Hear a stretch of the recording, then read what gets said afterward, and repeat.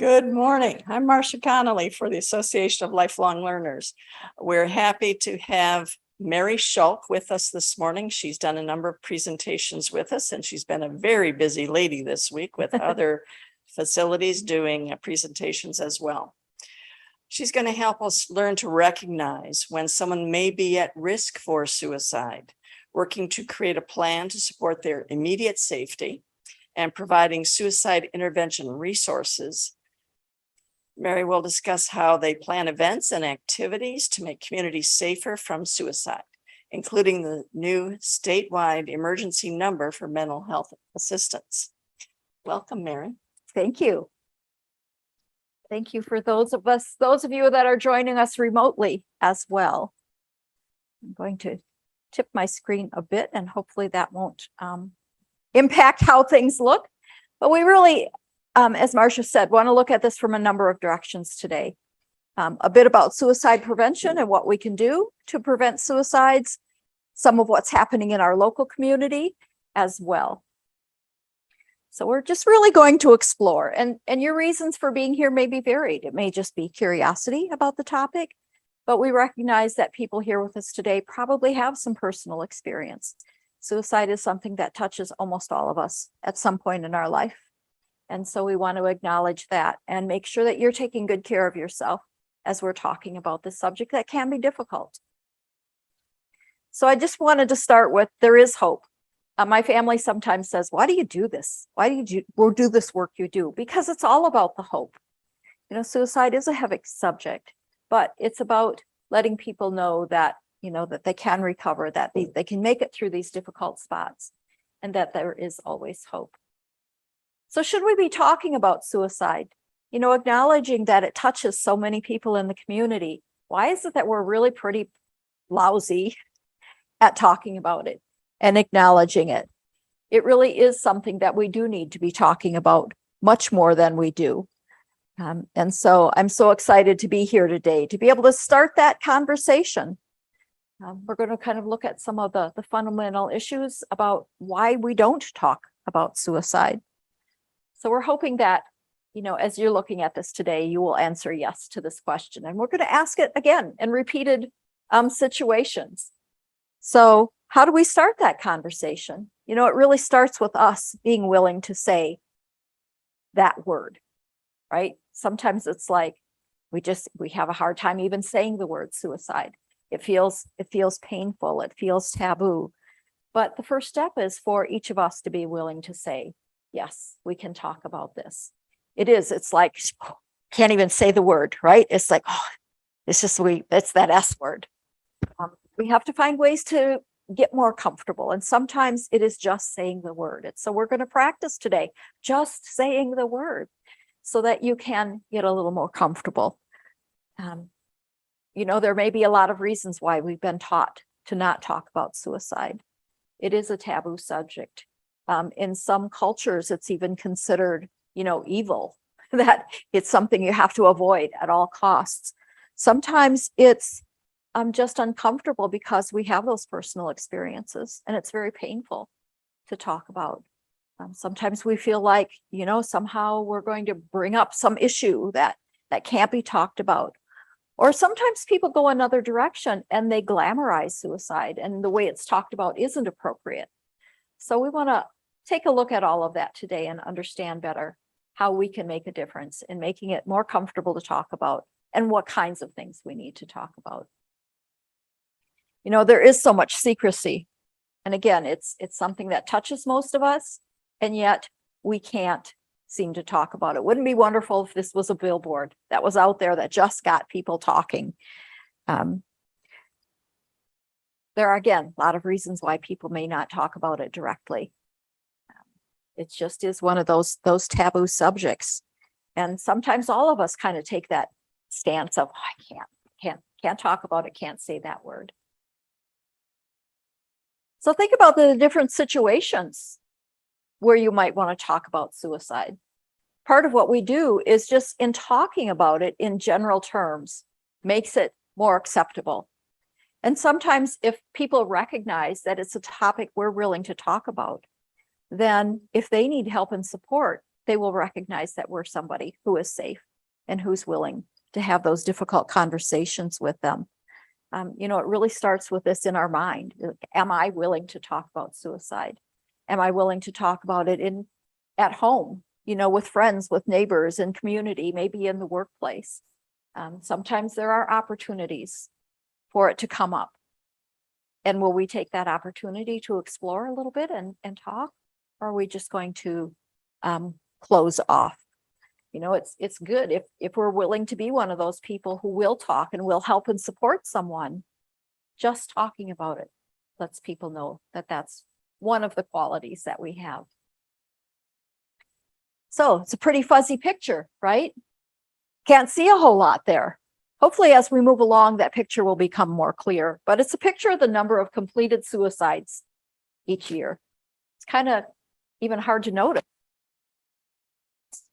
The number of people who die by suicides each year is roughly equal to the number of people who die in auto accidents, in vehicle accidents. It's more than homicides by far.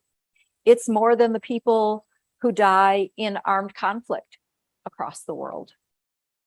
So yes, it certainly is common. You know, do you know someone who has died by suicide, or you suspect may have died by suicide?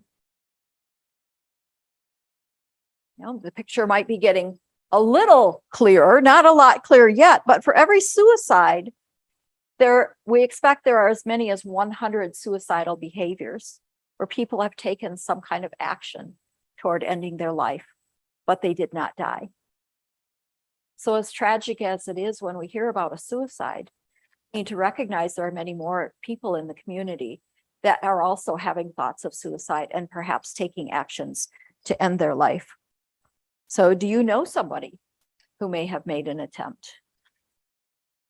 You probably do, whether you know it or not.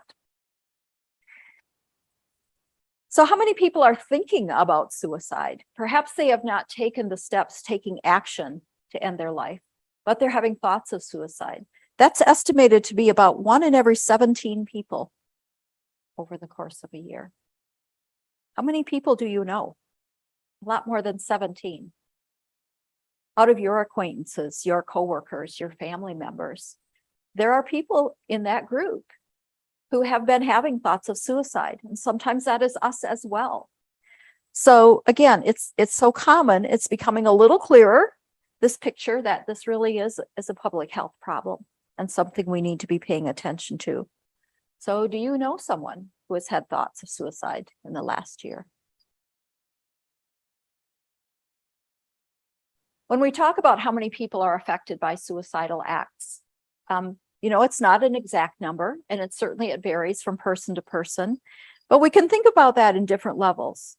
There are people who have been exposed to a suicide death. They're aware of it, doesn't have a lot of impact. Then there's a category of people who are affected by suicide deaths. It has some impact on you. You know this person, it mattered to you about this person. Then we have categories of people who are bereaved by suicide losses.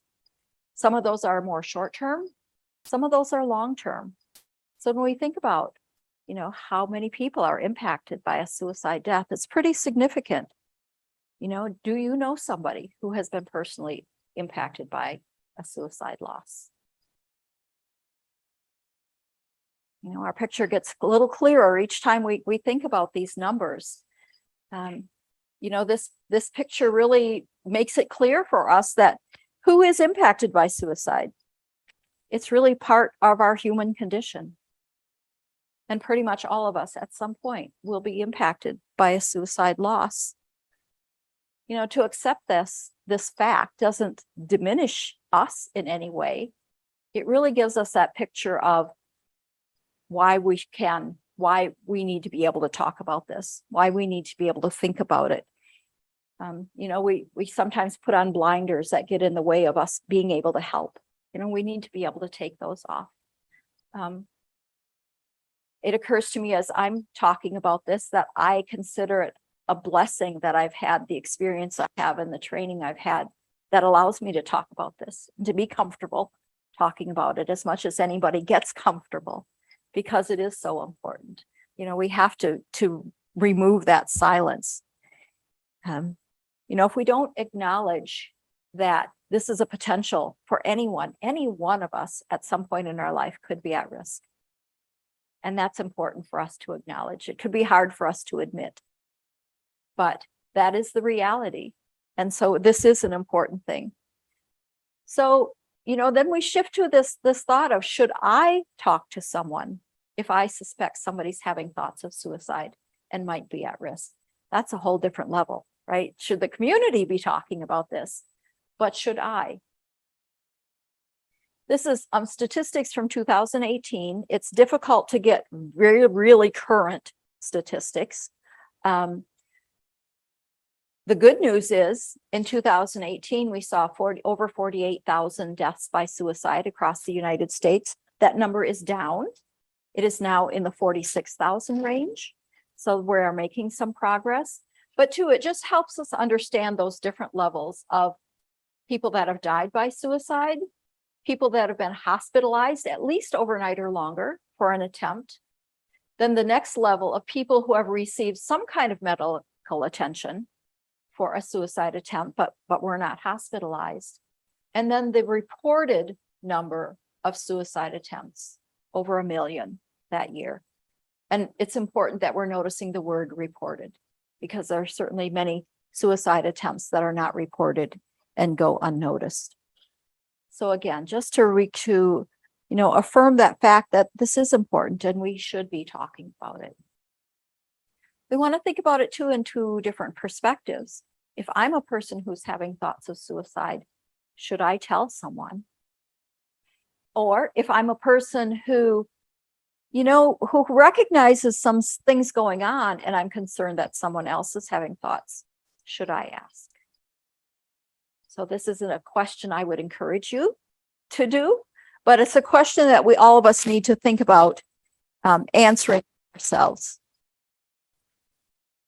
Things.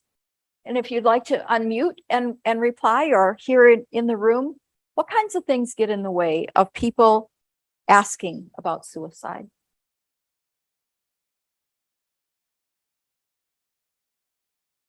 Any thoughts about that? Yeah. What do I do? How do I ask that question? What's going to happen after I ask? What if they say yes? Then what do I do? I think sometimes we're afraid we'll put the idea in someone's head. Yeah, and that is absolutely not the case.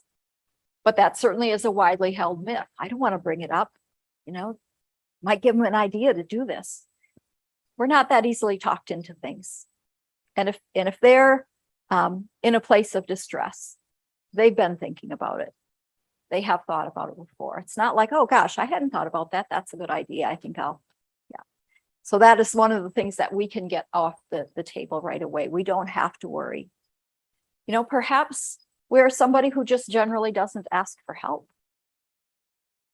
We just think we need to just suck it up and take care of it ourselves. So, we're thinking somebody else may not ask, or maybe we're thinking they should just figure it out for themselves. So there's a lot of reasons.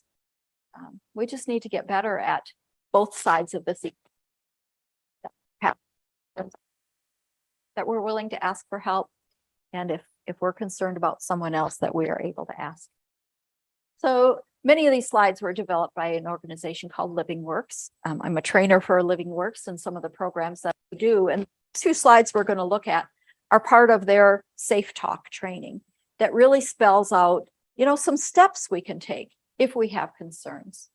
So we're looking at it again from 2 perspectives, from am I a person at risk, or am I a person who's recognizing that somebody else may be at risk?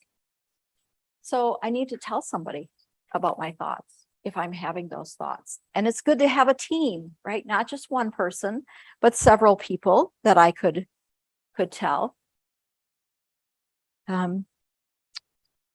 Again, thinking about it from the perspective of the person who is at risk, why might I not tell someone?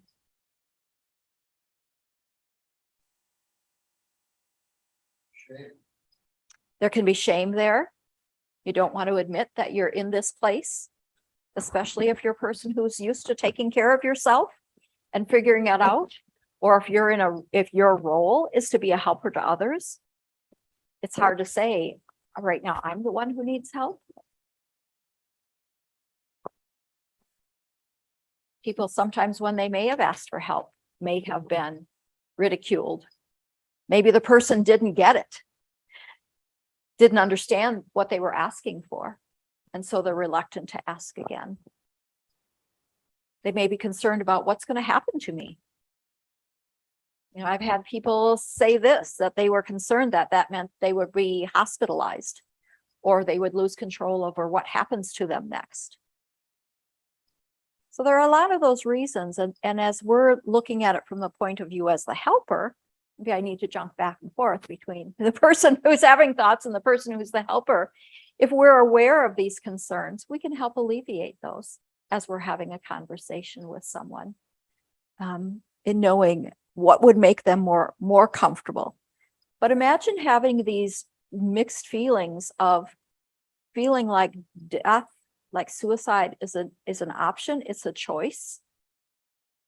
Sometimes it feels like it's the only option, but also having this part of you that wants to live and not knowing how to live. How do you get through what you're dealing with? How do you end the pain that you're fighting with? So that can be really conflicting for people too. Feeling like suicide is an option, suicide is a choice I should make, that I need to make, and yet knowing there's a piece of you that wants to live and doesn't know how to do that. So that's a big part of recognizing, you know, how we help and how we ask for help.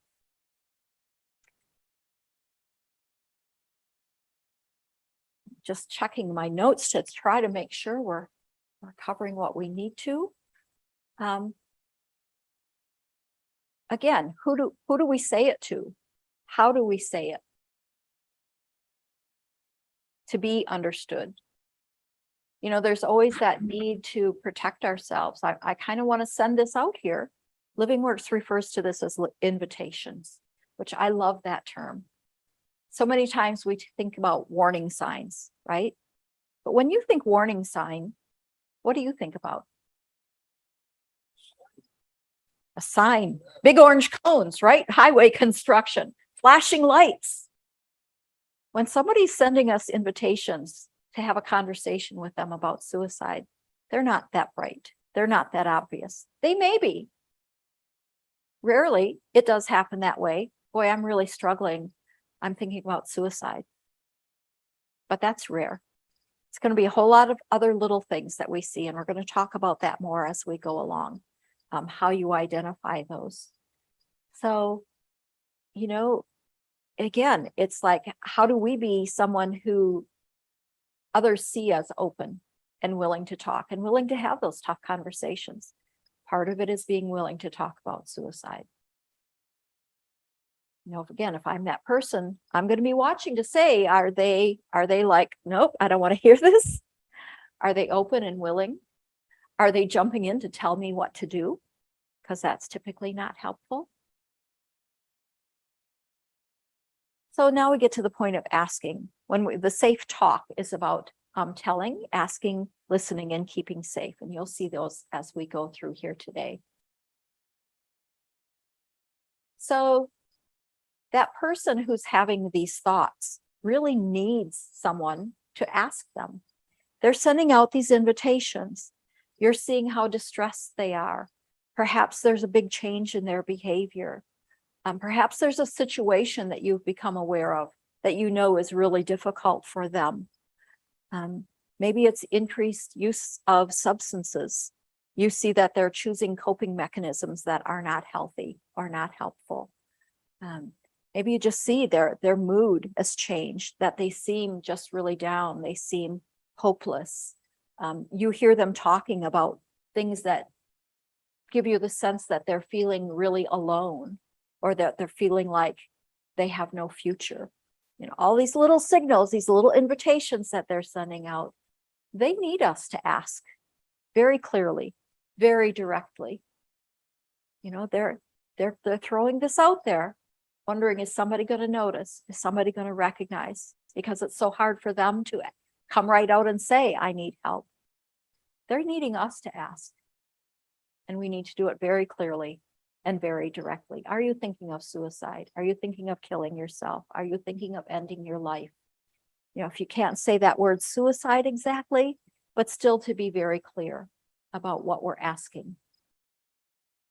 And then if we ask that question and someone says yes, what they really need is for us to listen. It doesn't become an inquisition of us asking rapid fire questions. We need to allow them to talk about what matters to them. We need to hear more about their story about suicide. We don't need to know every detail of their life that has brought them to this difficult place, because it's never just one thing. It's a combination of things. But we need to listen to what they want to talk about. And it may be pieces of that story that have brought them to this place of thinking about suicide, what it is that is on their mind. Are you a safe person to talk to? That all happens when we're listening very carefully, very intently, without judgment, that we are just allowing them to tell their story in the way that they need to say it. And I don't know if you've ever experienced this. I certainly have. Have you ever had an idea in your head and it sounded really good in your head? And then you said it out loud and it was like, wait a minute, that makes no sense. What was I thinking? There's so much power in us listening to someone who's struggling. It helps them clarify their thoughts. It helps them make sense of what's going on. Just being able to talk about what's distressing to them helps alleviate some of that distress. So, think about your best listening skills. How are you reflecting back to that person what you've heard? How are you asking questions that are gently asking them to tell you more? Asking them to clarify. Again, it's not about an inquisition and you digging for information. The questions you ask are about encouraging them to tell their story in the way that they need to tell it. There's really not much of anything you can do wrong in this stage, unless you start shoulding on them. You should do this. You should go see this person. You shouldn't feel that way. Look at all the great things you have going for you. How can you be thinking about this? Those are the things we can do wrong. But when we're carefully listening with an open heart and without judgment, it's a very powerful thing that we do for people in this point. It's hard to imagine, unless you have been there, what this feels like. Feeling like suicide is a choice I feel like I need to make because I don't know what else. I don't have other options. I'm in such distress, such pain. I don't know how else to make it end. And yet there's this part that says, I don't want to die. That's what we're listening for, is this piece of someone who does want to live and encouraging that piece that does want to live. So we're talking about, we're talking about their hopes. We're talking about what brings them joy. I know we're often very tempted to jump into, well, you can't do this. What about the people you leave behind? They'll be devastated. All that does is add more guilt and more shame to people. So it certainly is okay to say, in the course of the conversation, they mention a family member or something they care about. Tell me more about that. Tell me about your daughter. Where is she? How old is she now? She's headed off to college, so that you're bringing to mind those things that matter to that person in a way that they can talk about it without piling on that guilt and that shame. So, I know we're going through this very quickly. When we do the Safe Talk training, that's a whole 4 hours. When we do assist training, that's a whole 2 days. So I'm not pretending that, coming out of here, you're going to be just like ready to dive right into this. We're kind of giving you a sense of, how this can work and that it can work. and that there really is hope in that any one of us can be a helper for somebody who's having thoughts of suicide. And any one of us can find that courage to talk to someone if this is something we're thinking about ourselves. So the next step after you've asked about suicide and you've listened more to their story, and hopefully they've gotten to a point where, they're recognizing there is this part of them that wants to live. As strange as it may sound, they're talking about suicide, but they may not have fully realized that this means death, that this is the end of my life, that there is no more, there is no opportunity for those things I desire in the future. So that's where talking is so important in helping them recognize the finality of that decision, or helping them recognize the possibility of other choices. So how do we help somebody keep safe if they've gotten to a point where they are hoping for something better in the future? They're hoping for something more. This person doesn't know what to do, especially if they've really been focused on suicide and they've made a choice that this is what they think they need to do. The other things, those other thoughts haven't been in their mind at all. Even if they're not sure, even if they've just been thinking about suicide, they still may not know what to do about how do I keep myself safe. So acknowledging that is good. It's an important thing. Helping them recognize what needs do they have. What is it, or what are the steps that could be taken? Who are the people you can go to? Who are the people that you can involve that can help surround you and help support you in your choice for life? What kind of resources are there in the community? People are often unaware of resources that are here. We often talk in our community like, oh, we just lack resources. Well, there are some resources we lack, but there are also wonderful resources here. And sometimes we just don't know about them, or we don't know how to access them, or we think they're for somebody else and not for us. So that's a big part of keeping somebody safe, is helping them recognize what's out there and available. And then what may bring this person to immediate danger? If they've been thinking about suicide and they've been thinking about how they might die, what are the tools that they've been thinking about, and how do we separate them from those tools? We know that people's thoughts about suicide ebb and flow.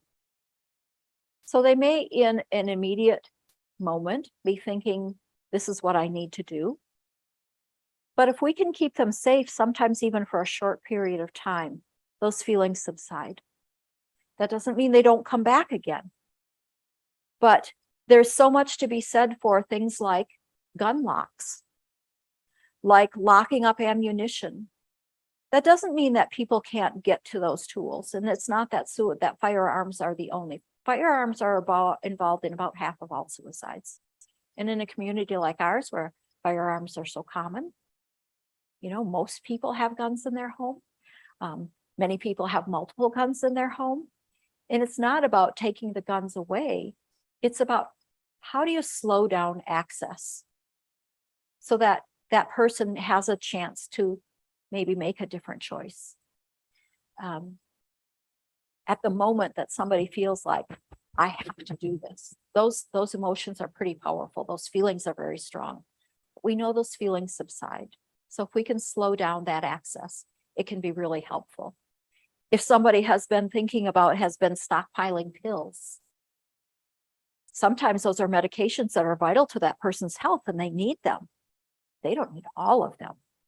How do we help manage them in a way that they have enough for perhaps a week and the others are locked up? So there are things we can do to help people recognize that danger that's there and help them think about, how do they lessen that danger? So, here's that bigger picture very quickly, very short thing here we've done. But, if I'm a person who's at risk, I need to tell somebody about my thoughts. I need to let them know about my distress enough that they're willing to ask about suicide. Then I need somebody to listen, who can really help me just vocalize my concerns. We know that whatever brought a person to a point of thinking about suicide, it took a long time to develop. It's not something that's going to be resolved short term, but we can certainly do things in the short term to help keep them safe. And as a person at risk, I need to be involved. I'm the one who knows who are my go-to people. Who can I trust? Who would drop everything, no matter what's going on, if I called and said I needed help? Some people really struggle to identify that. Some people may not have those resources. Some people are reluctant to ask, right? Oh, I don't want to bother them. Boy, I know they're working a lot and they're not getting enough sleep. I'm not going to call them. Well, sometimes we need to do that. And people appreciate being that gift of being allowed to help. We need to recognize that as well. So we want to think about this picture in terms of what are those life sustaining activities that we can be doing on a regular basis. If you've heard me talk before, you've heard me talk about self-care because it's one of our values at Partners in Prevention.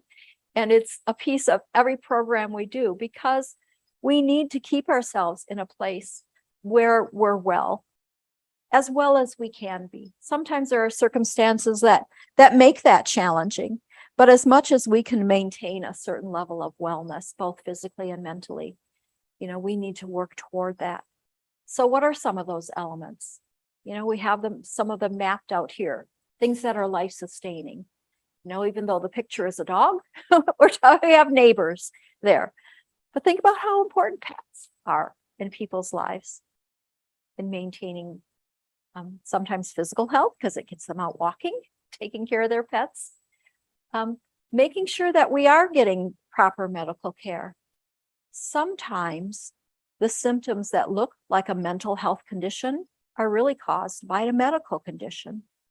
That's why if somebody goes to an emergency department with thoughts of suicide, the first thing they're going to do is check you out medically.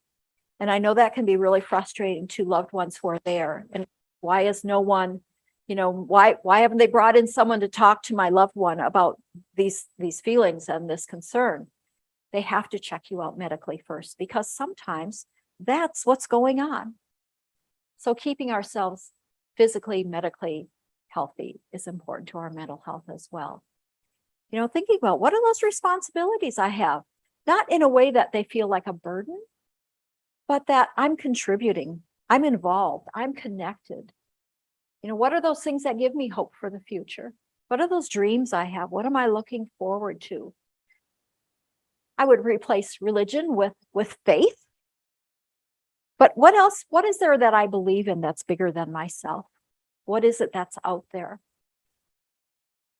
What are those things I'm doing on a regular basis to keep myself mentally healthy? Keeping busy, physically active. Work doesn't necessarily mean a paid job you go to. It's what are the things you're involved in on a regular basis that occupy your mind, that give you something satisfying to do.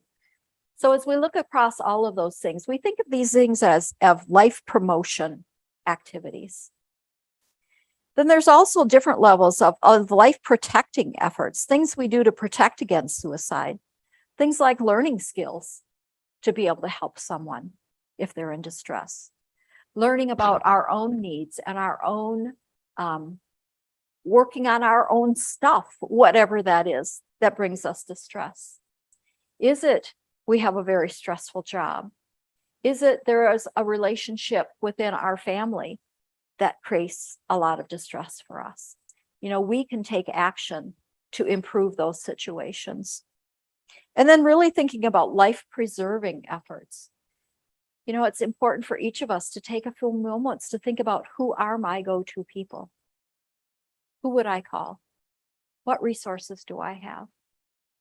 At the time we need them, it may be hard to think about that. And that's just part of brain science, right? When the limbic system has got hold of us and we're in distress, whether we're in fight, flight, or freeze, and we're just seeing danger, the parts of our brain that are involved in rational thinking, those two parts of our brain aren't connected. They don't communicate with each other. When the limbic system's got us, this is turning off. So how do we think about those things ahead of time so they're kind of there, ready for us? And how do we learn how to calm, how to find a place of peace? Each of us can develop strategies for when we're really highly emotional. Not that emotions are bad, but if our emotions have such a grab on us that we can't think clearly, how do we learn to bring ourselves back to a place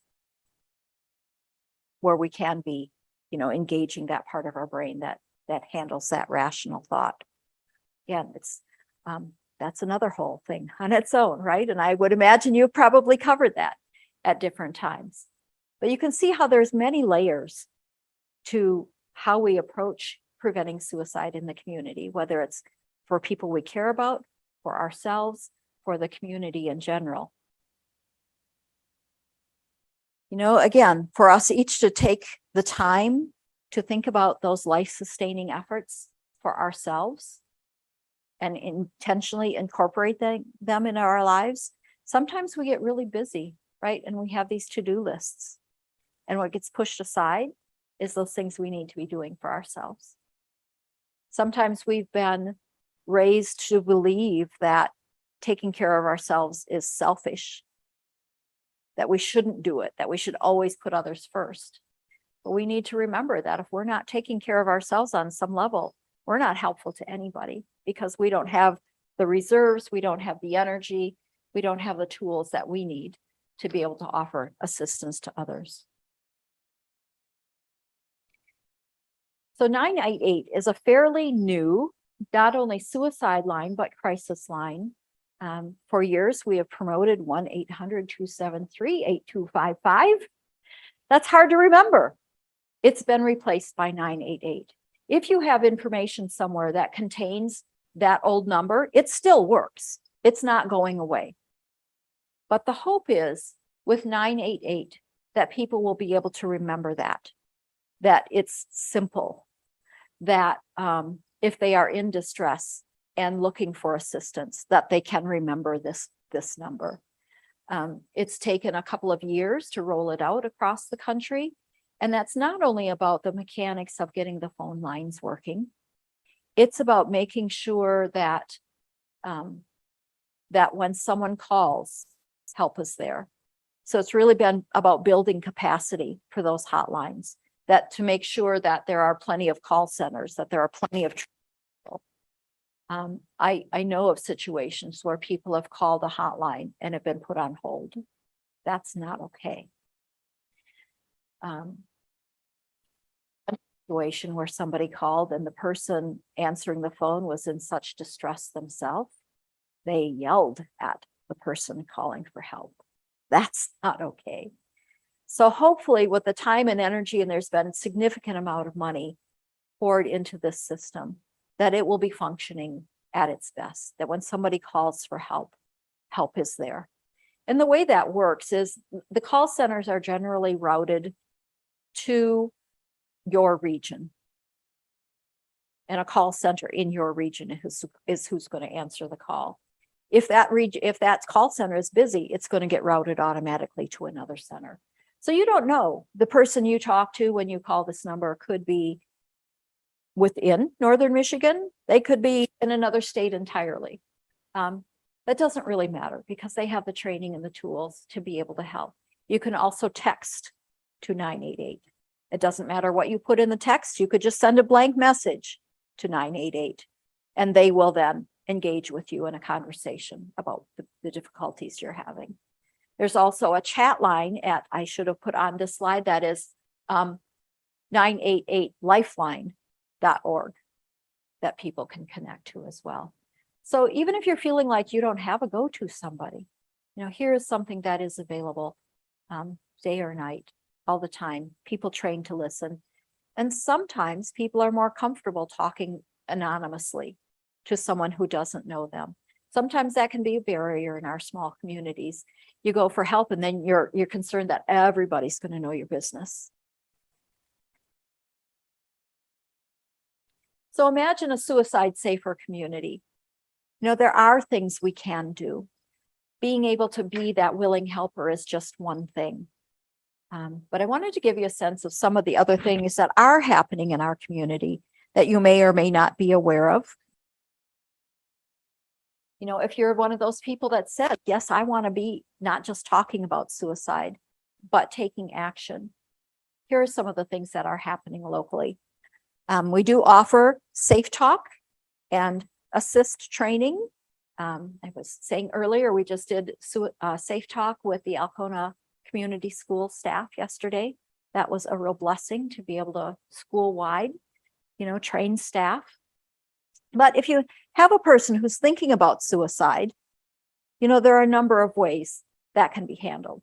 Certainly we can become trained. Any one of us can become trained in things like safe talk or assist that goes even a step farther in knowing how to have an extended conversation with someone about what's brought them to their thoughts about suicide. We actually are holding an assist training in September at Lost Lake Woods. So a beautiful facility, not very far away. So if you're interested, I have flyers here. But that's a marvelous opportunity. It is a two full days. Both days are required, but it really helps you feel quite prepared to be able to respond to somebody.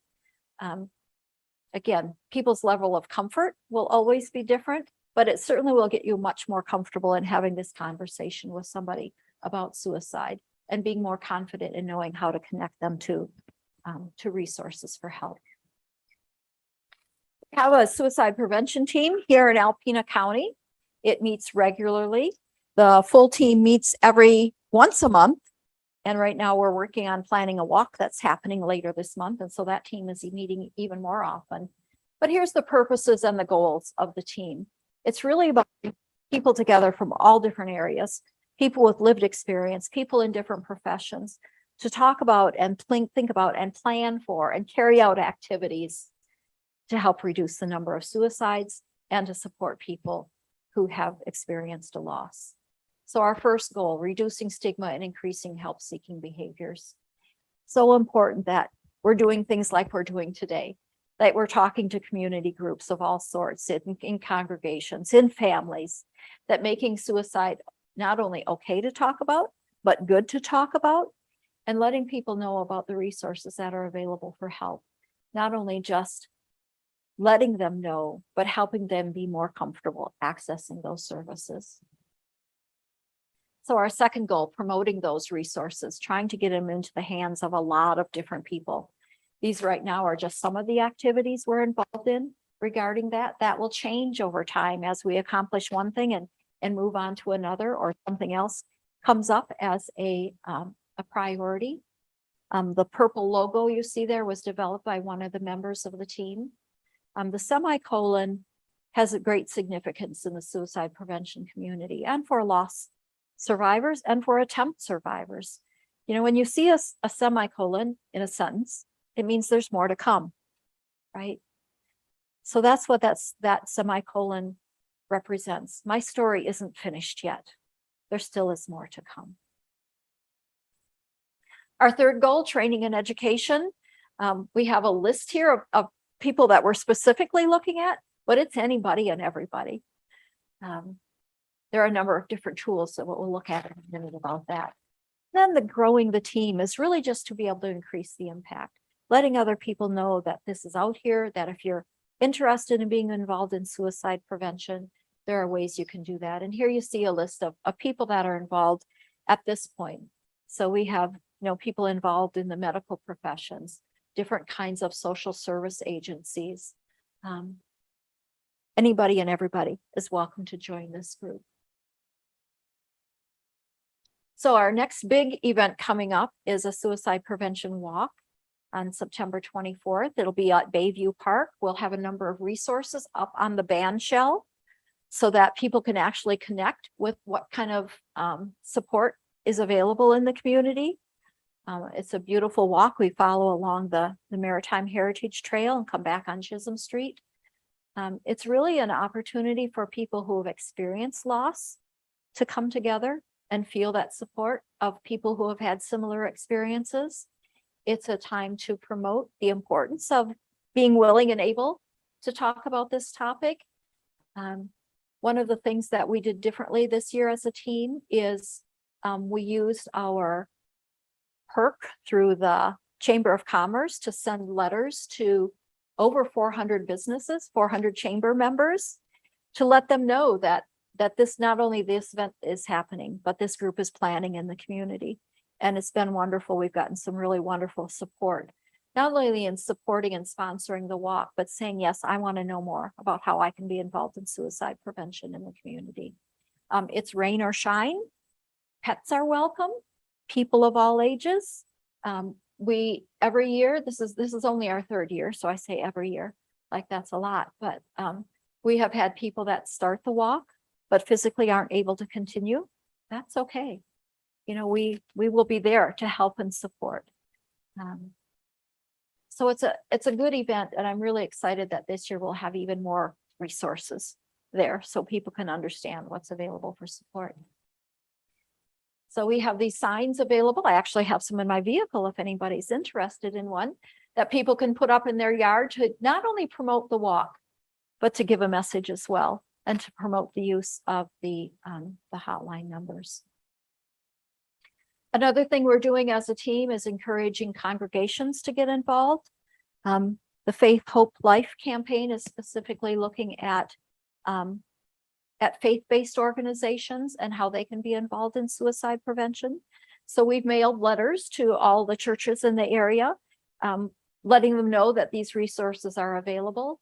Many of these resources are available free and online. And on my last slide, I have a source for where you can connect with many of these great things that are available. Another thing we're doing is hosting a 93-minute documentary film. Kevin Hines, at age 19, attempted to take his life by jumping from the Golden Gate Bridge. He survived. And he's very clear in saying the moment his hands left that rail, he knew he didn't want to die. And now he's dedicated his life to telling his story, to telling what led up to it, talking about what people tried to do to help, what was helpful, what was not so helpful, and how we as a community can prevent suicides. And so it's really critically important to us that people not just see the film, but that they have an opportunity to talk about his message, to talk about their own feelings as they've watched this film. We have rights to the film to show it pretty much anywhere, anytime. So if you know of a group who might want to view it, might want to host a viewing of the film, we will be scheduling at least one of those for the month of September.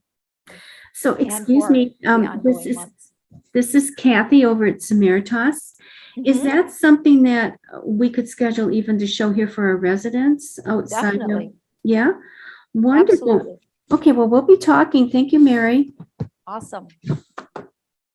I look forward to that. I always enjoy coming there because you have such wonderful people that are so engaged in great conversations. Well, and they very real about their experiences. Yes, and I'm telling you, they thoroughly enjoy your visits and your presentations. Like today, this one is wonderful. So thank you. Thank you for that. Yeah.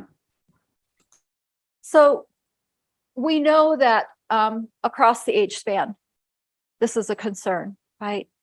One of the members of the team did a survey with students at Alpena High, and she asked them about their mental health concerns and what they wanted parents and other adults to know. So the things you see here in quote boxes are direct quotes from students at Alpena High. So we've taken this information to get to parents in a way to try to encourage them to have those conversations with the young people. There were a lot of incredibly moving things that came from those comments from those young people. I'm sorry, that's my phone. I didn't turn off my volume before I came in. But you can see, how real this is. And young people do want to talk to adults. They do want to talk to their parents. The kids don't know how to talk to their parents, and the parents don't know how to talk to their kids.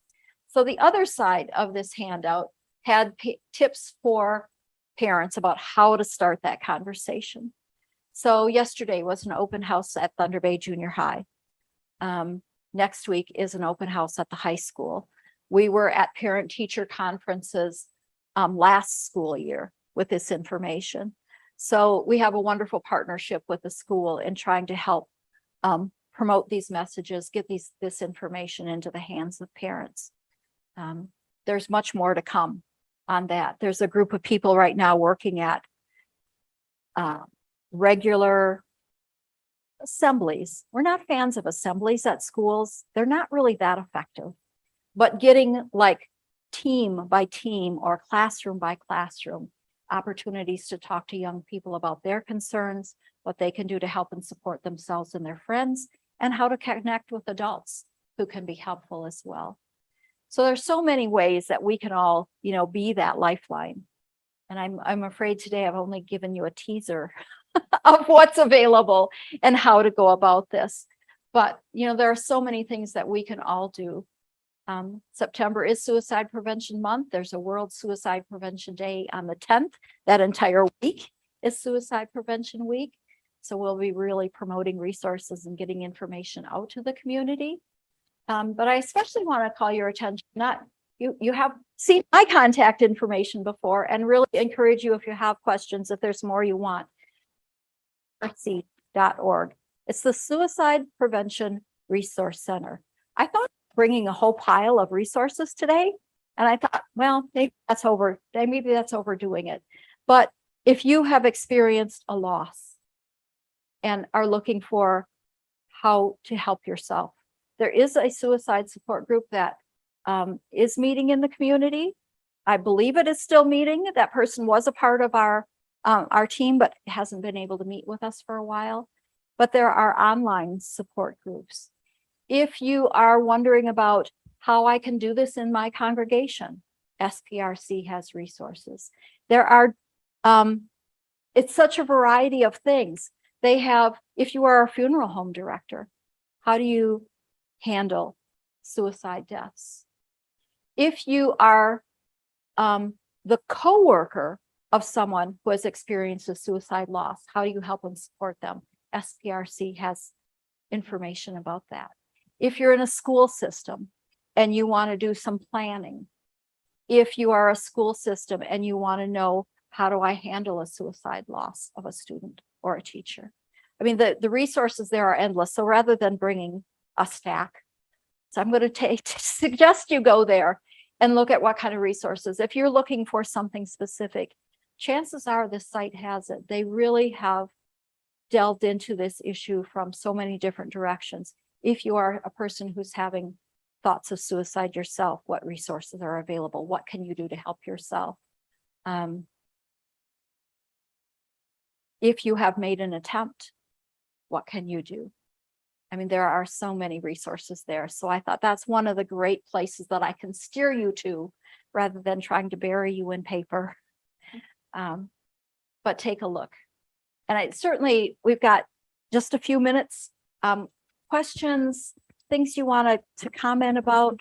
We just kind of touched on the suicide invitations, the things that are kind of seen as warning signs. But it's really about, people behaving differently than you might ordinarily expect them.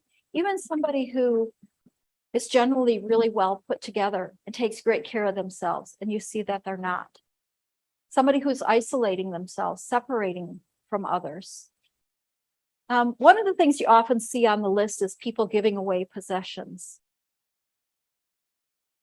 That maybe isn't as common, but you may be seeing it in a different way. Not so much as giving away possessions, but getting their business in order.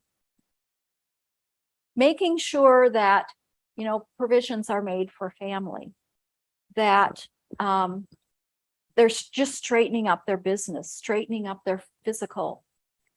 They may be giving things away. They may be making sure that, hey, if something happens, can you take care of my pet? So those kinds of things, can be concerns. But really the bottom line is if your intuition is telling you this person's in distress, start a conversation. Ask them about what's going on, what's happening in their life. And if there's enough happening there that you feel like they may be having thoughts of suicide, to ask, Any questions from our folks viewing on Zoom? Anything else here? If not, thank you so much, Mary. We really appreciate you spending some time and giving us some great information so we can find resources and hopefully help someone in need if we should come in contact with them. So thanks again for your time. You're very Folks, you welcome. can certainly watch for those further signs and information. Mary works at Partners in Prevention, and they are certainly available to us at any time. So don't hesitate to call her for further information. Thank you. Thank you.